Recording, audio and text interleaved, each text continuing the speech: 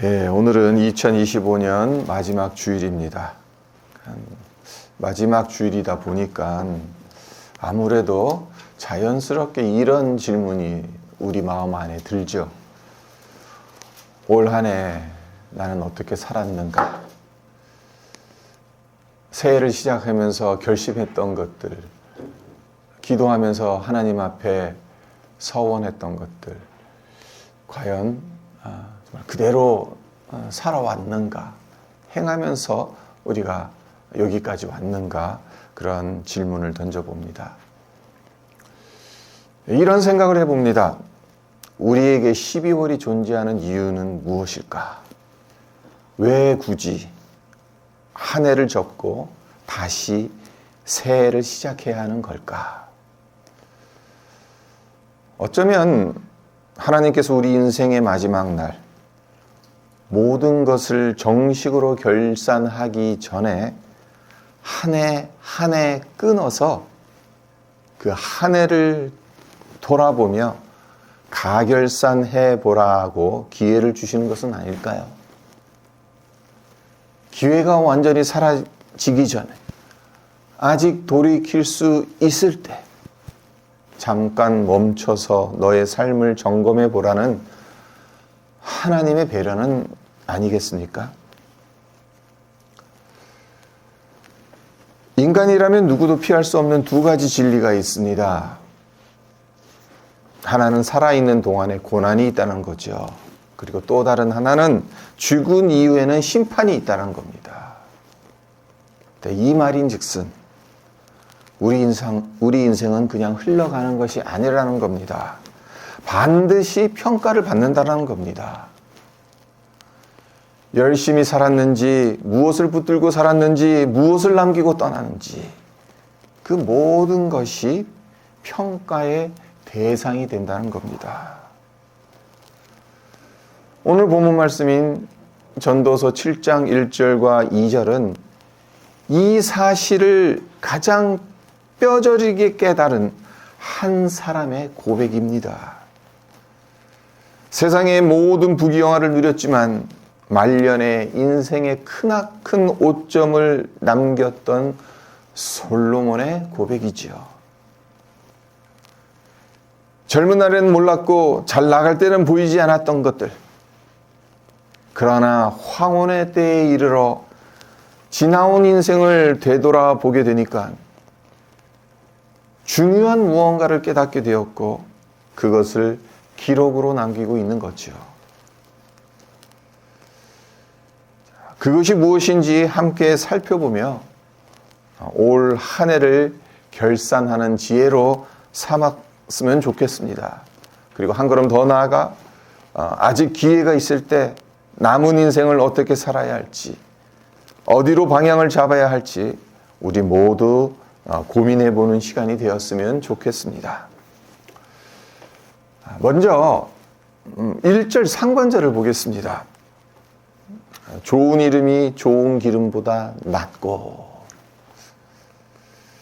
여기서 좋은 기름이 의미하는 바는 오늘날로 치면 현금, 자산, 재물이라고 할 수가 있습니다. 그렇기 때문에 솔로몬이 말하고자 하는 바는 이런 의미입니다. 돈보다 중요한 게 있다.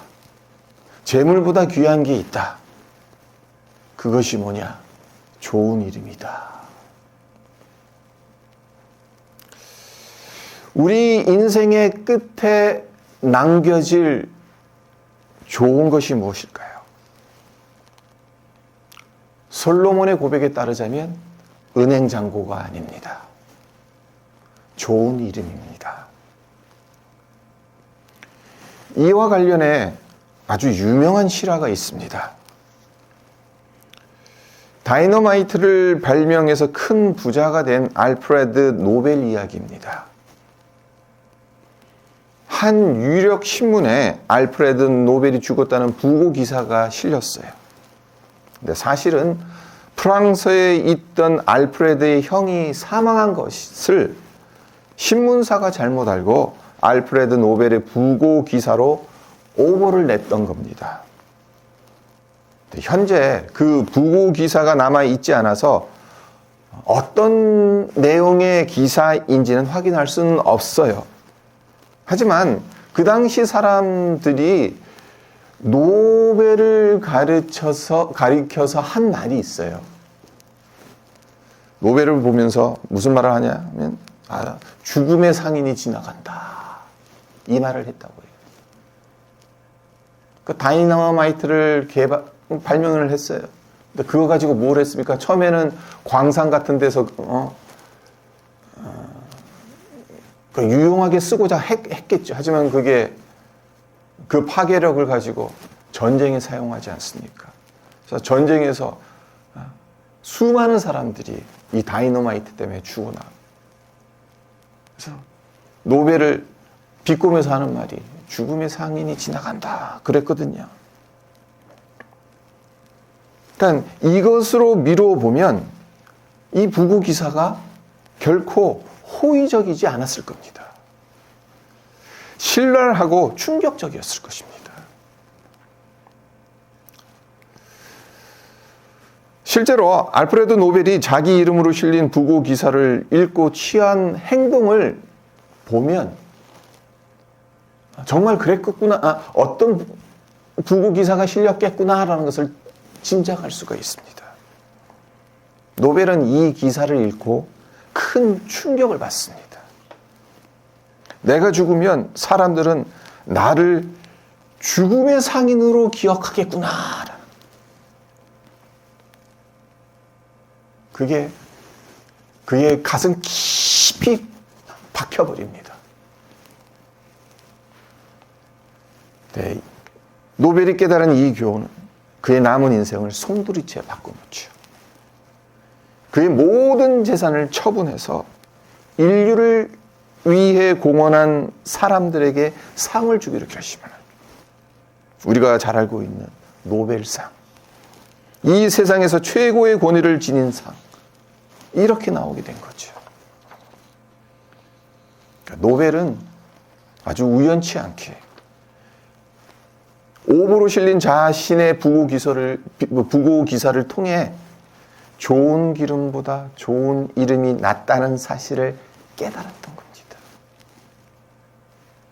그 깨달은 것에서 멈추지 않고 실천으로 옮겼다는 거죠.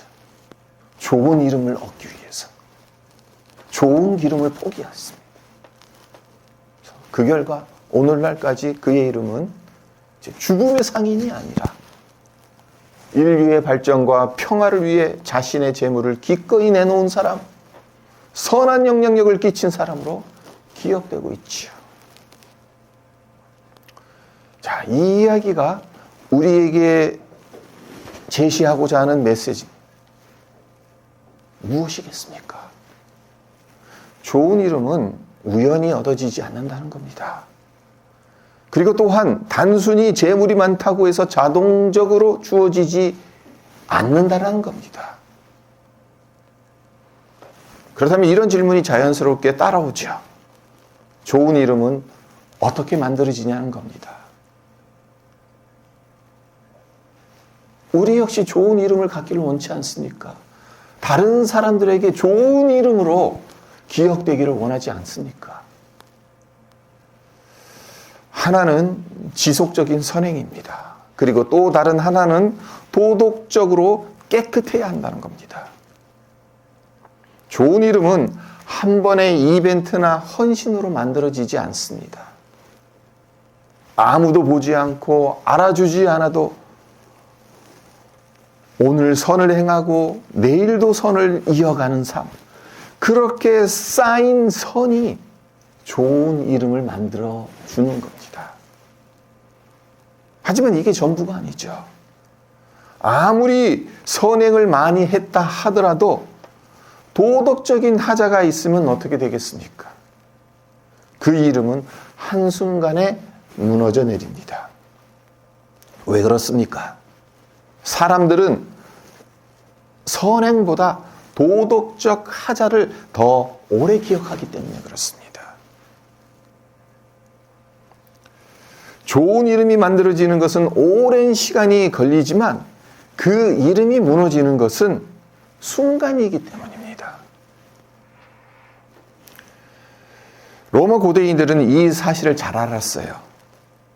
그래서 명예를 목숨보다 더 중요하게 여겼습니다.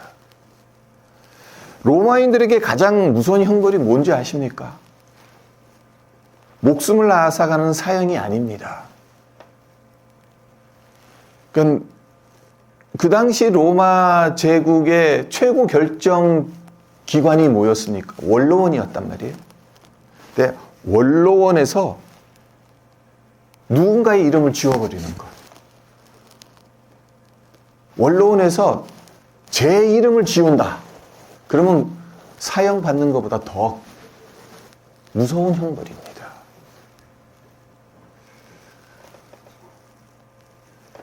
원로원에서 어떤 사람의 이름을 삭제한다는 결정을 내리게 되면 그를 기념하여 세웠던 동상이 철거돼요. 그의 이름이 기록된 기록물들은 모두 소각됩니다. 그러니까 이 사람은 이 세상에 존재하지 않는 사람이 되는 겁니다. 좋은 이름이 만들어지기 위해선 지속적인 선행이 뒤따라야 하죠. 그리고 그 이름을 지키기 위해선 도덕적으로 깨끗하게 살아가고자 최선을 다해야 되는 겁니다. 좋은 이름이 좋은 기름보다 낫다는 말은 재물을 어떻게 사용하느냐가 그 사람의 인생을 평가한다는 의미로도 해석할 수가 있습니다. 그러니까 지혜로운 사람은 어떤 사람인가 하면 재물을 좋은 이름을 얻는 도구로 사용을 할 줄 아는 사람이라는 겁니다. 자, 막달라 마리아를 보세요. 값비싼 향유 옥합을 깨뜨려 주님께 드렸죠. 1년치 연봉에 해당하는 향유 옥합을 아주 아낌없이 예수님께 부어드렸습니다. 그것을 가지고 가룟 유다는 뭐라고 생각을 했습니까? 뭐라고 이야기를 했습니까? 저 아까운 것 차라리 가난한 사람들에게 나눠주면 더 좋을 텐데 왜 낭비하냐? 사람의 눈으로 보면 낭비하는 것처럼 보입니다. 하지만 예수님께서는 그 헌신을 어떻게 평가하셨습니까? 마태복음 26절 10절 하반절과 13절을 제가 읽어드립니다. 그가 내게 좋은 일을 하였느니라. 내가 진실로 너에게 이르노니 온 천하에 어디서든지 이 복음이 전파되는 곳에서는 이 여자가 행한 일도 말하여 그를 기억하리라 하시니라. 예수의 복음이 전해지는 곳마다 막달라 마리아의 이름도 함께 전해진다. 그러니까 좋은 이름이 되는 거죠. 예수의 이름 뒤에 막달라 마리아의 이름이 붙어버리게 돼요.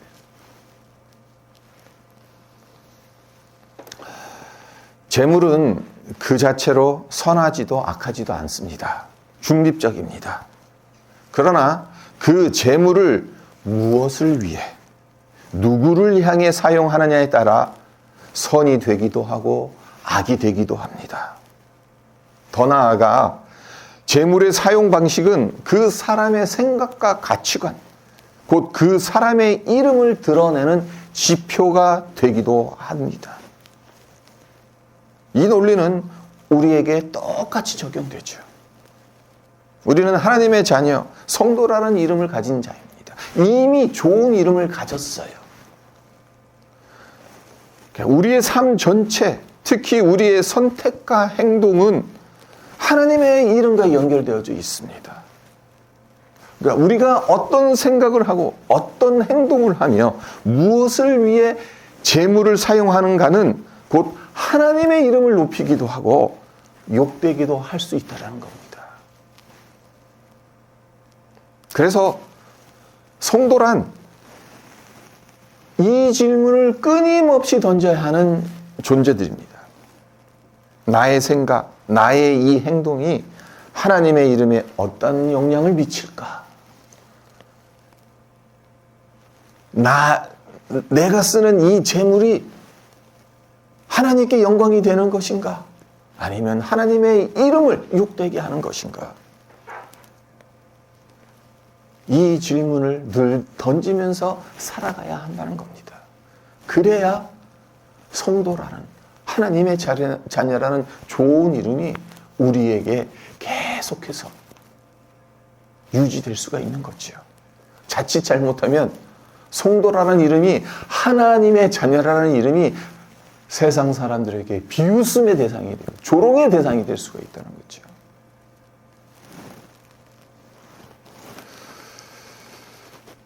이어서 2절을 보겠습니다. 1절 하반절과 2절을 보겠습니다. 죽는 날이 출생하는 날보다 나으며 초상집에 가는 것이 잔치집에 가는 것보다 나으니 모든 사람의 끝이 이와 같이 됨이라. 산자는 이것을 그의 마음에 둘지니라. 죽는 날이 출생하는 날보다 낫다. 초상집에 가는 것이 잔치집에 가는 것보다 낫다. 여러분은 솔로몬의 이 권면이 어떻게 들리십니까? 솔직히 웃음과 기쁨이 넘치는 잔치집보다 애통과 눈물로 가득 찬 초상집에 가는 것이 어떻게 더 나을 수가 있겠습니까? 마음이 더 무겁죠. 심란하죠.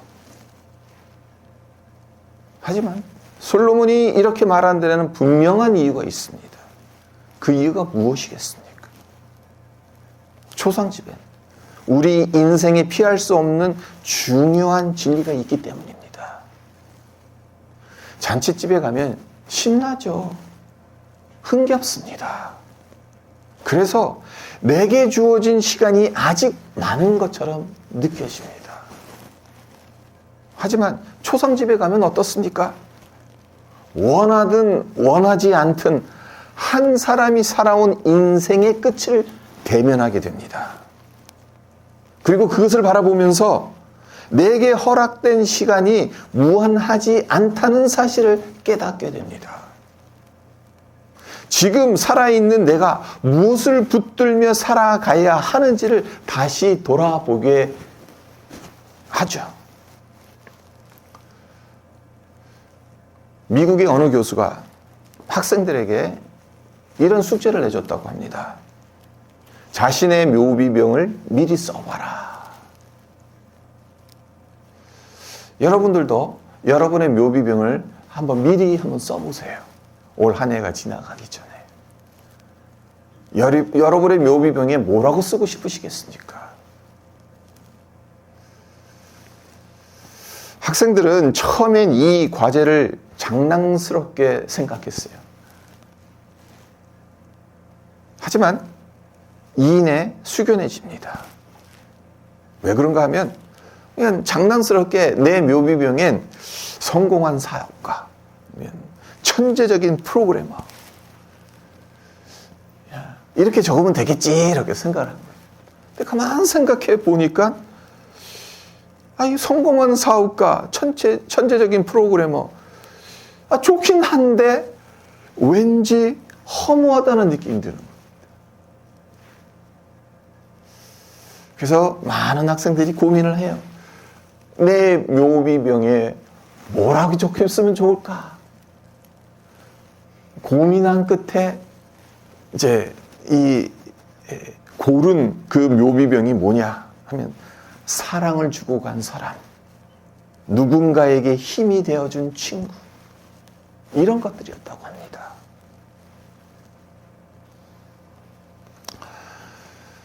초상집은 우리에게 너도 언젠간 저 자리에 눕게 될 텐데 지금 무엇을 위해 그렇게 아둥바둥 살고 있냐? 라고 묻습니다. 그래서 성경은 우리에게 이렇게 권합니다. 죽음이라는 거울로 삶을 비춰봐라. 네, 죽음이라는 거울로 우리의 삶을 비춰볼 때 우리는 삶을 진지하게 바라볼 수 있습니다. 잔치집의 웃음은 내일이면 잊히지만 초상집에서 깨달은 인생의 진실은 우리를 영생으로 인도합니다.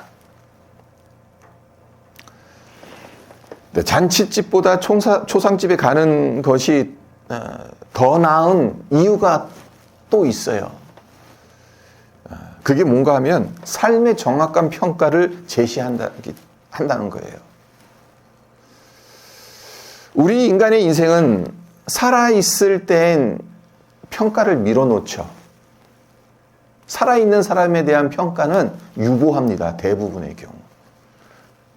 그러니까 죽은 이후에 그 사람의 인생에 대해서 객관적으로 평가를 하지요. 그러니까 우리 인간의 인생은 살아있을 때보다 죽은 뒤에 더 분명하게 드러난다는 겁니다. 무엇을 위해 살았는지, 무엇을 남기고 떠났는지, 어떤 이름으로 기억되는지, 죽은 후에 선명하게 밝혀지는 겁니다. 그런 의미에서 초상집은 우리가 언젠가 하나님 앞에 섰을 때 받게 될 인생 평가의 예고편이나 다름없습니다. 우리가 장례 예배에 참석할 때마다 나의 미래가 저렇구나, 예고편인 거죠. 이 평가의 엄중함을 잘 알았던 사도 바울은 죽음을 앞두고 이런 고백을 합니다. 디모데후서 4장 6절 하반절로 7절인데 제가 읽어드리겠습니다.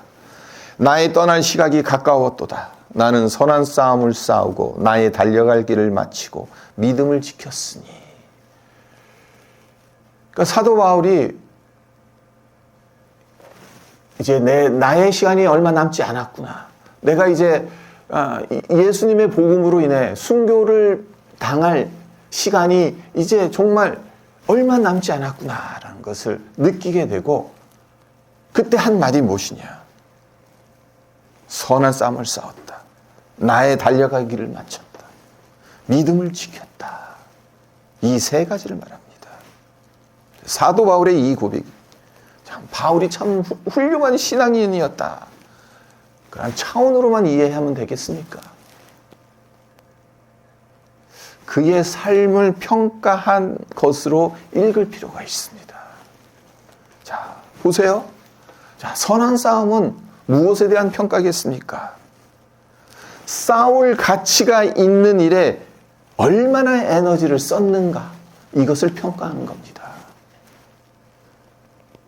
달려갈 길을 마치고, 이것은 맡겨진 사명을 얼마나 수행했는지에 대한 평가예요.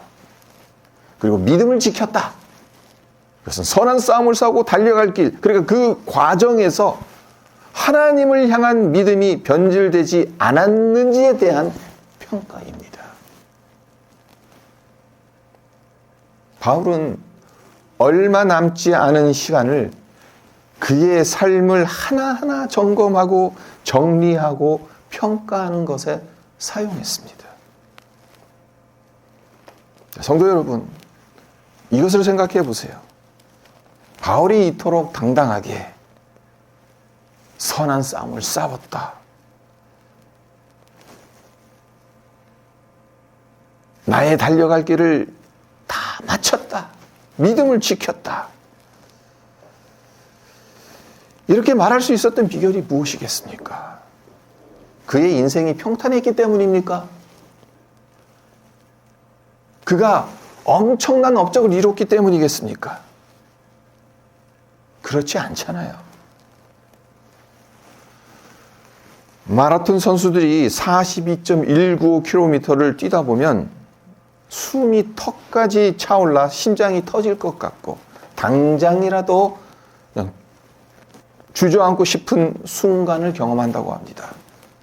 이를 데드 포인트라고 부르는데요. 중요한 건 이 데드 포인트가 완주자와 포기자를 갈라놓는 분수령이 된다는 겁니다. 그러니까 데드 포인트가 찾아왔을 때, 아이고 더 이상 못 뛰겠다, 내 심장이 멈출 것 같은데 어떻게 뛰냐 하고 주저앉아 버리면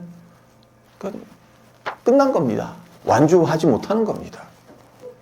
하지만 심장이 멈출 것 같은 그 극심한 고통 속에서 그래 한 걸음만 더 내딛자, 그렇게 포기하지 않고 헤쳐나가면 완주라는 영광스러운 평가를 얻을 수 있는 겁니다. 네, 바울의 삶을 한번 생각해 보십시오. 바울의 삶은 예수 믿고 난 이후로 매 순간이 데드 포인트였어요. 매를 맞았습니다. 굶주렸습니다. 감옥에 갇혔습니다.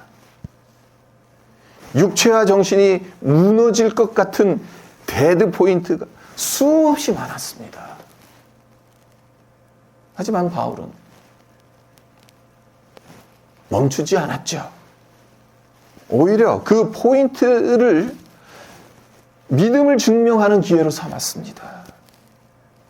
그러했기에 인생의 끝머리에서 나는 내 길을 완주했다라고 당당하게 선언할 수 있었던 겁니다.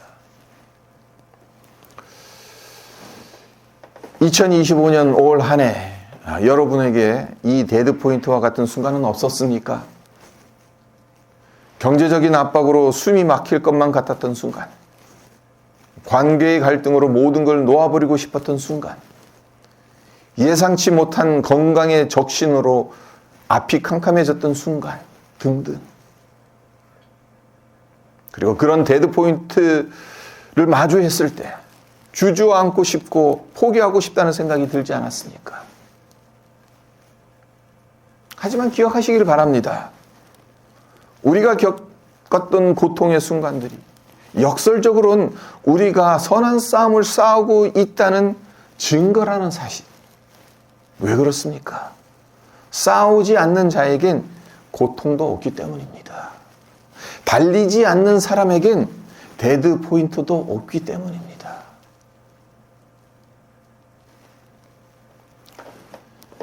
(2025년의) 마지막 주일인 오늘 우리 스스로에게 이런 질문을 던져보았으면 좋겠습니다. 올 한 해 나는 좋은 이름을 얻기 위해 얼마나 애썼는가? 나는 선한 싸움을 싸웠는가? 내게 주신 길을 끝까지 걸어갔는가? 믿음을 지켰는가? 만약 부족했다라고 생각한다면 하나님께 은혜를 구하십시오. 그리고 만약 잘 달려온 것 같다면 끝까지 완주할 용기를 얻으십시오. 그래서 올 한 해를 후회하는 마음으로 닫는 것이 아니라 은혜로 결산하는 우리 모두가 되시기를 주님의 이름으로 축원드립니다.